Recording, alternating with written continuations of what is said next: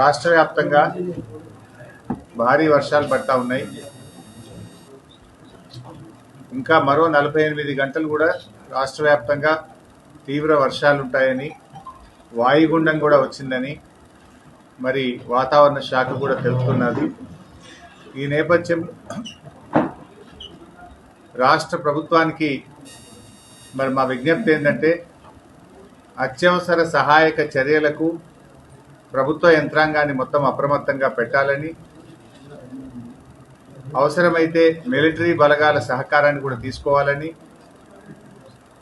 కొన్ని ప్రత్యేక హెలికాప్టర్లను కూడా ఏర్పాటు చేసుకొని వరదల్లో చిక్కుకున్న వారిని కాపాడడానికి ప్రభుత్వం అన్ని రకాలుగా సిద్ధంగా ఉండాలని చెప్పి కోరుతా ఉన్నాం. ప్రభుత్వం ఎట్లాంటి హ్యూమన్ లాస్ లేకుండా, క్యాటిల్ లాస్ లేకుండా అన్ని జాగ్రత్తలు కూడా తీసుకోవాలని చెప్పి ప్రభుత్వాన్ని కోరుతా ఉన్నాం. ముఖ్యంగా బీఆర్ఎస్ పార్టీ ప్రజాప్రతినిధులు, బీఆర్ఎస్ పార్టీ నాయకులు, బీఆర్ఎస్ పార్టీ శ్రేణులందరికీ కూడా పార్టీ తరఫున విజ్ఞప్తి ఏంటంటే, ఎక్కడ ప్రజలకు ఇబ్బంది ఉన్నా మీరందరూ కూడా సహాయక చర్యల్లో పాల్గొనాలని, ప్రజలకు రక్షణగా నిలవాలని, ఎక్కడైనా ప్రజలకు ఇబ్బందులు ఉంటే బీఆర్ఎస్ కార్యకర్తలు పూర్తి స్థాయిలో వారికి సహకరిస్తూ అన్ని రకాల సహాయ సహకారాలు అందించాలని బీఆర్ఎస్ పార్టీ తరఫున పార్టీ శ్రేణులందరికీ కూడా విజ్ఞప్తి చేస్తూ ఉన్నాం. మరి అదేవిధంగా ప్రభుత్వం కూడా ముందస్తు చర్యలు తీసుకోవాలి.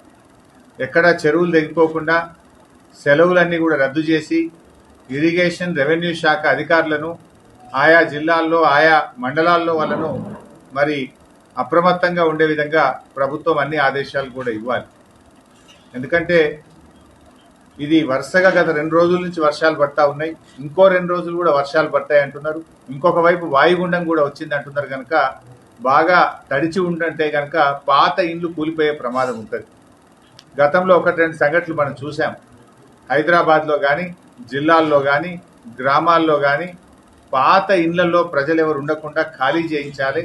అవసరమైతే క్యాంపులు పెట్టి వారికి జాగ్రత్తగా చూసుకోవాల్సిన అవసరం కూడా ఉంది. ఎందుకంటే వర్షానికి బాగా నాని 2-3 రోజులు నానినప్పుడు ఆ పాత ఇంటి గోడలు కూలిపోవడం, పైకప్పులు కూలిపోవడం చాలా సందర్భాల్లో కూడా మనం చూసాం.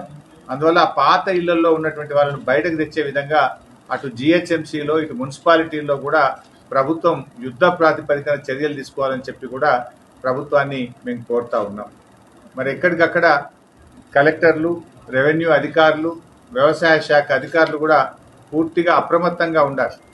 మరి ఇరిగేషన్ డిపార్ట్మెంట్ కూడా ఎప్పటికప్పుడు వరద నీటిని ఎప్పటికప్పుడు వార్తలను వీక్షించేందుకు Q9 న్యూస్ ని సబ్స్క్రైబ్ చేసుకోండి, లైక్ చేయండి, షేర్ చేయండి. విలువైన సమాచారాన్ని ముందుగా మీరే తెలుసుకునేందుకు బెల్ బటన్ ని క్లిక్ చేయండి.